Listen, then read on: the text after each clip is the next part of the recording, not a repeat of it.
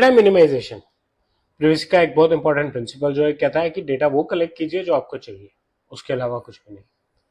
आज इस वीडियो में हम बात करने वाले हैं डेटा मिनिमाइजेशन डीपीडीपी एक्ट के साथ कैसे लिंक होता है और हमें इसे कैसे इंप्लीमेंट करना चाहिए। मेरे यूट्यूब चैनल पे आपका स्वागत है, जिसपे आप रोज डेटा प्रिवेसी पे कुछ ना कुछ नया देखते हैं। और आइए बात करें कि डेटा मिनिमाइजेशन को कैसे इस्तेमाल करना चाहिए। क्यों बात कर रहे हैं हम कई सालों से देखते आए हैं कि जब हम कस्टमर से या किसी एक्सटर्नल एजेंसी से, खास करके जहाँ मार्केटिंग करनी होती है, कुछ इन्फॉर्मेशन मांग रहे होते हैं, हम कहते हैं यार 4 बातें फालतू पता लग जाए, मैं यूज कर लूंगा, मैं किस तरीके यूज कर लूंगा, मुझे चाहिए तो फोन नंबर, लेकिन एड्रेस भी ले लेता हूँ, काम आएगा। वो गलत है, ऐसा नहीं करना चाहिए।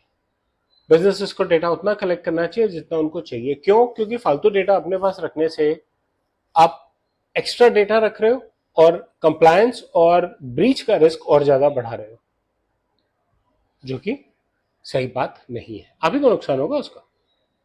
कंप्लायंस ओवर है, स्कोप बढ़ गया आपका, और ब्रीच भी किस चीज का? जिसकी आपको जरूरत ही नहीं थी। इसलिए बहुत जरूरी है, डीपीडीपी एक्ट भी यही कहता है, पर्पसफुल लिमिटेड कलेक्शन कीजिए।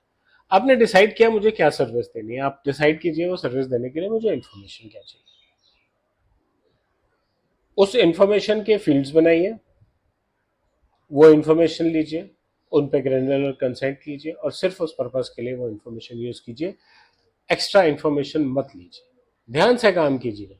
ऐसा नहीं कि मुझे किसी की पर्सनल इन्फॉर्मेशन चाहिए तो मुझे उसका घर वालों का भी सब कुछ चाहिए और एड्रेस भी चाहिए और कोई और प्रॉपर्टी है तो उसकी डिटेल भी चाहिए।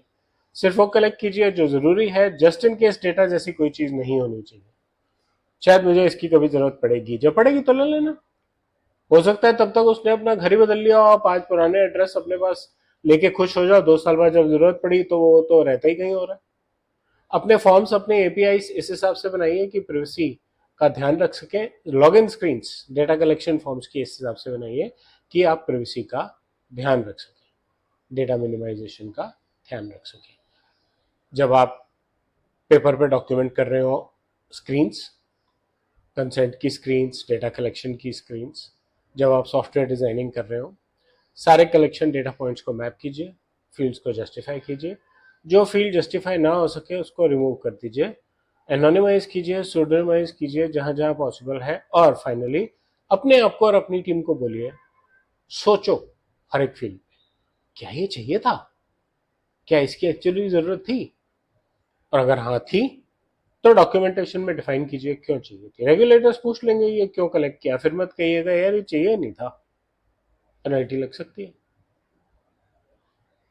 बहुत इंपॉर्टेंट है डीबीटीपी कंप्लायंस। फिर से वही बात, पर्पसफुल, मिनिमम डेटा और फ्री कंसेंट। जरूरत से ज्यादा कलेक्शन से पेनल्टीज होंगी। अपना डेटा हर स्टेप पे ऑडिट करते रहिए कि आपके पास जरूरत से ज्यादा डेटा तो नहीं आ गया या गलती से कलेक्ट तो नहीं कर लिया। और जो भी आपको डेटा नहीं चाहिए उसको टाइम टू टाइम रिमूव करते रहिए। कल को जब कुछ एडिशनल इन्फॉर्मेशन चाहिए होगी नए सिरे से मांग लीजिएगा। जो डेटा प्रिंसिपल आज आपसे सेटिस्फाइड है, आपके पास इन्फॉर्मेशन होने के बावजूद आपसे खुश है, कल को वो थोड़ी सी और इन्फॉर्मेशन देने को भी झिझकेगा नहीं। डेटा मिनिमाइजेशन को अपने प्रोडक्ट प्लानिंग का पार्ट बनाइए, जिससे कि जब आप प्रोडक्ट डिजाइन कर रहे हो तब से ही स्क्रीन इस हिसाब से बनी हो कि डेटा इंसर्ट करने वाले के पास फालतू डेटा डालने की स्कोप ही ना हो। Data minimization DPDP act, product engineering, privacy engineering पे बस इतना ही। मुझे उम्मीद है आपको कंटेंट अच्छा लगा होगा। बेल और लाइक आइकन दबाएं, मेरे चैनल से सब्सक्राइब करें, अपना फीडबैक कमेंट सेक्शन में शेयर करें। धन्यवाद।